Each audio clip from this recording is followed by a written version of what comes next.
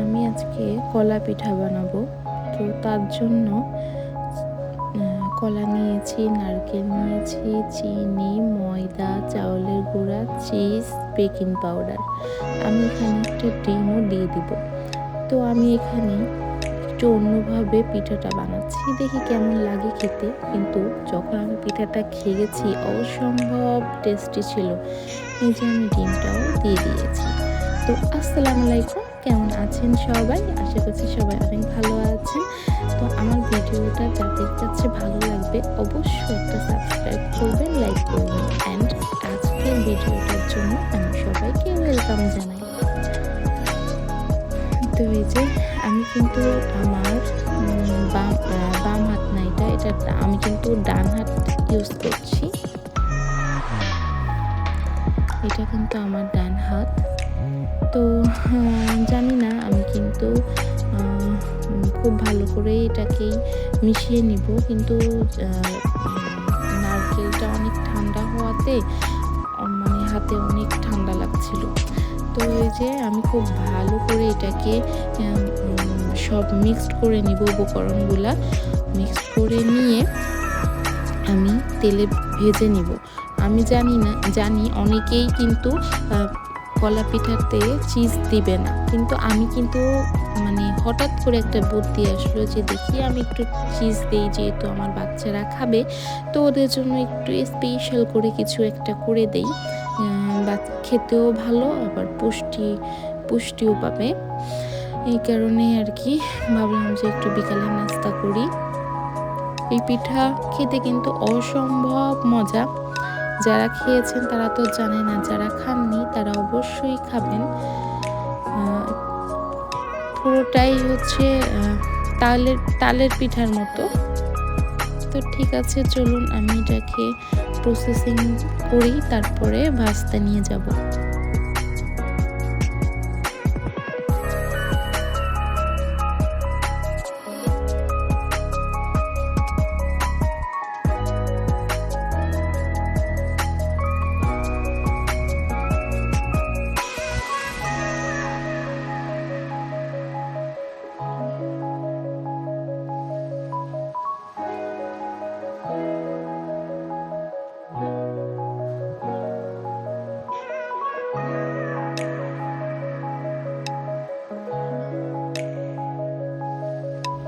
পিঠা কিন্তু আমার খুব ভালো করে আমি এটাকে মিক্সড করে ফেলেছি। কিছু সময় এখন আমি এটাকে রেস্টে রেখে দিব, যাতে এটা একটু শক্ত হবে, একটু টেনে আসবে। তারপর আমি ভেজে ফেলবো।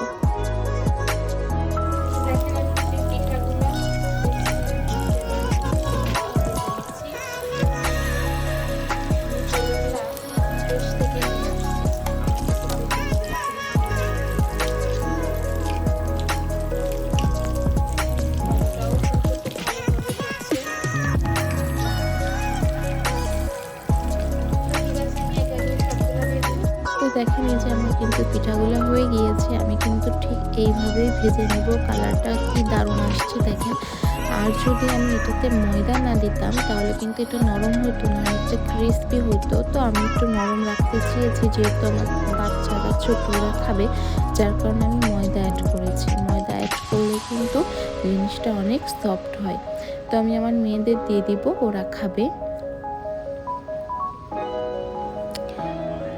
আমি আমার রুমগুলা দেখেন এইভাবেই সাজিয়েছি, আর লাইটিংটা দিয়েছি যাতে আমার বাচ্চারা একটু আনন্দ পায়। আর এটা কিন্তু রিয়েল গাছ, এটা মনে হয় পাতাবাহার গাছ। আমার কাছে কিন্তু গাছটা খুবই ভালো লাগে। নতুন করে কলিও গজিয়েছে দেখেন। আমি কিন্তু অনেক আগে নিয়ে এসেছিলাম। এই দেখেন, দেখছেন কি সুন্দর। আমি শুধু জাস্ট এটা পানিতেই রেখে দিয়েছি। আর এই যে এখানেও দিয়েছি, এটা আমি সবগুলো পানি চেঞ্জ করে দিয়েছি। আর এখানে লাইটিংটা রেখেছি যাতে গেট থেকে ঢুকতেই একটা ভালো একটা লুক আসে। আর এটাকে বলে মানি প্ল্যান্ট গাছ। আমার এই গাছটা বাসায় অনেক আগে থেকেই ছিল। তো এই যে গাছগুলো কিন্তু অনেক বড় হয়ে গিয়েছে। দেখেন বাইরের পাশটা কত সুন্দর, নিচুপ নির্জন, কোনো শব্দ নাই আসলে। খুবই ভালো থাকা, আবার ফাঁকা থাকলে একটু ভয় ভয়ও কাজ করে। তো এই যে আমার দেখেন ঢুকতে এই লোকটা আসে, সবাই জানাবেন কমেন্টে কেমন দেখা যাচ্ছে। কোনো ভুল ত্রুটি হলে সেটাও কমেন্টে জানাবেন যে এটা এভাবে করতে হবে। আর এটা দেখেন আমি এই গাছটা আনছিলাম, অনেক ছোট ছিল গাছগুলা, কিন্তু মাশাআল্লাহ অনেক বড় হয়ে গিয়েছে। অশেষ রহমতে আমার কাছে কিন্তু এগুলা খুবই ভালো লাগে গাছ টাছ লাগাইতে। তারপর এটা ছিল শনিবারের বিকাল, আমরা একটু বের হয়ে যাচ্ছি, এয়ারপোর্টে যাব। ওর আব্বুর এক ফ্রেন্ডকে এয়ারপোর্টে তুলে দিতে, ও দেশে যাবে, এজন্য আমরা সবাই যাচ্ছি। একটু ঘোরাও হয়ে যাবে, এয়ারপোর্টে দেখা হয়ে যাবে।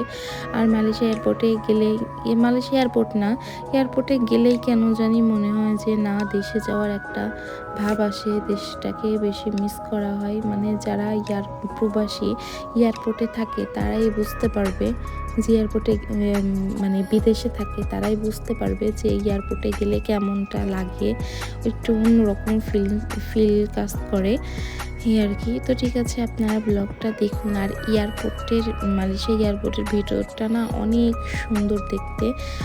আমি তো অনেকবার দেখেছি, তো আমি তো তখন ব্লগিং করতাম না, যার কারণে আমি কোনো ভিডিও করতাম না বা দিতাম না, জাস্ট একটু ভিডিও করে আপন মানুষদেরই দিতাম যে দেখো এই এয়ারপোর্টটা কেমন।